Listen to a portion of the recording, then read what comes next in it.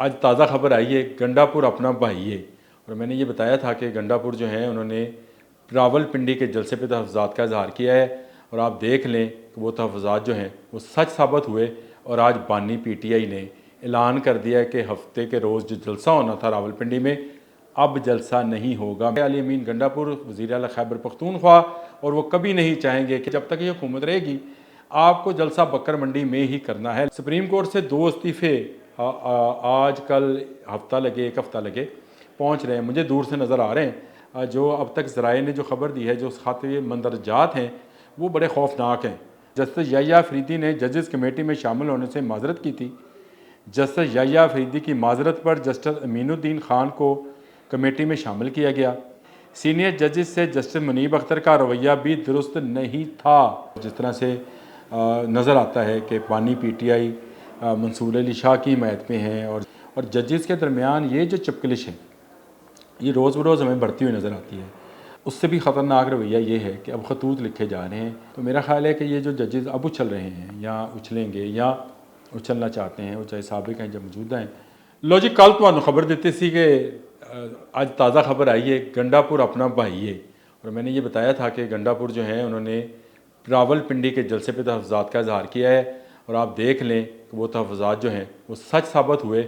और आज बानी पीटीआई ने ऐलान कर दिया है कि हफ्ते के रोज़ जो जलसा होना था रावलपिंडी में, अब जलसा नहीं होगा। मैंने कहा था कि उन्होंने कहा था कि सारी जिम्मेदारी जो है वो गंडापुर पे है, अली अमीन गंडापुर वज़ीर आला खैबर पख्तूनख्वा, और वो कभी नहीं चाहेंगे कि अपने बंकर के बाहर, जिस पर वो पनाह लिए हुए हैं, उसके बाहर शोर शराबा हो और उनको भी तकरीर करना पड़े। लाहौर वो पहुँचे नहीं थे, वहाँ पे वो आना नहीं चाहते थे, तो लिहाजा अब ये बहाना करके जी हमें दोबारा बकर मंडी में फेंका जाए। तो बकर मंडी जब तक ये हुकूमत रहेगी आपको जलसा बकर मंडी में ही करना है। लेकिन ये इतनी अहम खबर नहीं है। अहम खबर ये है कि सुप्रीम कोर्ट से 2 इस्तीफ़े, जी हाँ, सुप्रीम कोर्ट से 2 इस्तीफ़े आज कल हफ्ता लगे, एक हफ्ता लगे, पहुँच रहे हैं, मुझे दूर से नज़र आ रहे हैं।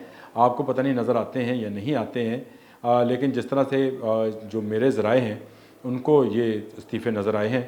और क्यों नज़र आए हैं, वो इसलिए कि आज जस्टिस काजी फ़ाइज़ ईसा ने जवाबुल जवाब, यानी जो मंसूर अली शाह साहब ने ख़त लिखा था जस्टिस साहब ने जजेस कमेटी के हवाले से, जिसमें मुनीब अख्तर को शामिल नहीं किया गया था, उस पर उनका जवाब दिया है। लेकिन जवाब जो है वो जवाब से ज़्यादा मुझे चार्जशीट लगती है, जो कि मुनीब अख्तर साहब के साथ, जो जस्टिस मुनीब अख्तर हैं, उनके ख़िलाफ़ है। अदालती मामला है तो क्यों ना उसको पढ़ लिया जाए। मेरा ख़्याल है जो अब तक ज़राए ने जो खबर दी है, जो खाते मंदरजात हैं वो बड़े खौफनाक हैं। वो इस तरह के नहीं हैं कि उनको बग़ैर पढ़े हुए या ज़ुबानी बोल दिया जाए, लफ्ज़ इधर का उधर हो जाए तो आपको पता है कोर्ट की पकड़ आ जाती है। तो मैं चाहता ये हूँ कि उसको पढ़ के आपको सुनवा दूँ।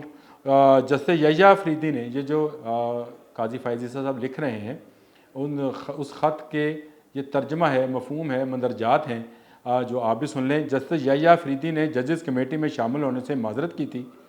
जस्टिस याह्या अफरीदी की माजरत पर जस्टिस अमीनुद्दीन खान को कमेटी में शामिल किया गया। तरमीमी आर्डीनेंस के बाद चीफ जस्टिस पाकिस्तान किसी भी जज को कमेटी में शामिल कर सकता है। सीनियर जजेस से जस्टिस मुनीब अख्तर का रवैया भी दुरुस्त नहीं था। कानून के मुताबिक चीफ जस्टिस पाकिस्तान जिस जज को कमेटी में शामिल करना चाहे कर सकता है। हमेशा एहतसाब और शफाफियत का दाई रहा हूँ। यूँ चीफ जस्टिस से नहीं पूछा जा सकता, चीफ जस्टिस से, मैं रुक गया, लेकिन चीफ जस्टिस से नहीं पूछा जा सकता कि कमेटी के तीसरे रुकन के तौर पर किसको नामजद किया जाए। जस्टिस मुनीब अख्तर ने प्रैक्टिस एंड प्रोसीजर कानून की सख्त मुखालफत की थी। जस्टिस मुनीब अख्तर इन 2 जजेस में से एक थे जिन्होंने ज़ेर इल्तवा मुकदमात के बावजूद गर्मियों की पूरी तातीलात की। जस्टिस मुनीब अख्तर तातीलात के दौरान अदालत का काम करने के लिए दस्तयाब नहीं थे। तातीलात पर होने के बावजूद जस्टिस मुनीब अख्तर ने कमेटी मीटिंग में शिरकत पर इसरार किया, जो सीनियर जज जस्टिस याह्या पर इनका अदम एतमाद ज़ाहिर करता है। जस्टिस मुनीब अख्तर ने दरख्वास्त गुजारों के आइनी और कानूनी हक़ के ख़िलाफ़ आइनी मुकदमात सुनने से इनकार किया। सुप्रीम कोर्ट की रवायत के बरक्स सीनियर जजेस का एहतराम ना किया गया। एडहॉक जजेस को शरीयत अपीलेट कोर्ट के मुकदमात भी सुनने नहीं दिए गए। जस्टिस मुनीब अख्तर ने कमेटी के एक मुअज़्ज़ज़ रुकन से गैर शाइस्ता और नामुनासिब रवैया इख्तियार किया। इस इजलास में तमाम चीफ जस्टिस शामिल थे और सीनियर तरीन जज भी हिस्सा थे। जस्टिस मुनीब अख्तर महज अबूरी हुक्म जारी करके 11 बजे तक काम करते हैं। जस्टिस मुनीब अख्तर के साथ ही जजेस ने इनके इस रवैये की शिकायत की। ऑडियो लीक्स केस पर हुक्म इम्तनाई जारी कर दिया गया। केस मुकर्रर ही नहीं करने दिया गया। अब आप ही बताएं कि ये जो ख़त है ये एक तो वो उसका जवाब है कि जस्टिस मुनीब अख्तर को क्यों नहीं शामिल किया गया था जजेस कमेटी में, लेकिन ये एक पूरी चार्जशीट है जो बयान की गई है कि किस तरह से केसेस को अल्तवा में डाला जाता है और किस तरह से उनको फिर वो उनकी हेयरिंग भी नहीं की जाती, समाअत भी नहीं की जाती है। और अगर आप तातीलात पर हैं तो फिर आप जजेस कमेटी में आने पर क्यों इसरार कर रहे हैं। मामला बड़ा तीखा होता चला जा रहा है और जिस तरह से नज़र आता है कि पानी PTI मंसूर अली शाह की हिमायत में हैं और जस्टिस काजी फ़ायज़ ईसा जो हैं उनका रवैया इस ख़त से ज़ाहिर है। इससे पहले जो 70 सफ़ात पर इलेक्शन कमीशन को वजाहत आई थी उसमें 2 जजेस पर सैयद मंसूर अली शाह ने इसी तरह के एतराज़ात किए थे। और जजेस के दरमियान ये जो चपकलिश है ये रोज़ बरोज़ हमें बढ़ती हुई नज़र आती है। आपको याद है बंदयाल दौर में भी एक वाक़या पेश आया था जिसको कोड किया गया था। कोड एंड कोड ये था कि वॉक करते हुए जजेस जो लॉजेस हैं या जजेस जो घर हैं कॉलोनी है उसमें वॉक करते हुए एक सीनियर तरीन जज ने अपने चीफ जस्टिस पर कोई छड़ी उठा ली थी या कोई इस तरह की चीज़ उठाई थी मारने के लिए। उससे भी ख़तरनाक रवैया ये है कि अब खतूत लिखे जा रहे हैं। मिर्ज़ा गालिब के खतूत तो मोहब्बत बड़े थे, ये कुछ ज़्यादा मोहब्बत बड़े हैं। और ख़त का जवाब अब ये ख़त की सूरत में ही आएगा या इस्तीफ़े की सूरत में आएगा। मैं तो मुंतज़र हूँ, आप भी मुंतज़र रहें। लेकिन ये मामला जो है सुप्रीम कोर्ट वाला ये दिन ब दिन बिगड़ता चला जा रहा है क्योंकि एक तरफ जो है ये इस तरह की खतूतबाजी जजेस कमेटी पर जारी है। दूसरा 30 तारीख को 63 डे के हवाले से जो समाअत होनी है जिसमें 5 रुकनी जो लोग हैं 5 रुकनी जो जजेस हैं कमेटी है जो बेंच है उसके सरबराही जो है जस्टिस काजी फ़ायज़ ईसा करने जा रहे हैं। उसमें बहुत सारे मामला तय होंगे और उस पर जो वजाहत आई थी 8 रुकनी जजेस की, उन्होंने ये कहा था कि जी इलेक्शन कमीशन जो है वो तहरीक इंसाफ को सीटें दे और तहरीक इंसाफ तो उस केस में थी ही नहीं। अब जो इलेक्शन कमीशन है उसने 3, 4, 5 दिन मीटिंग्स की और मीटिंग के नतीजे में उन्होंने वो वजाहत को रोल किया जी इस तरह से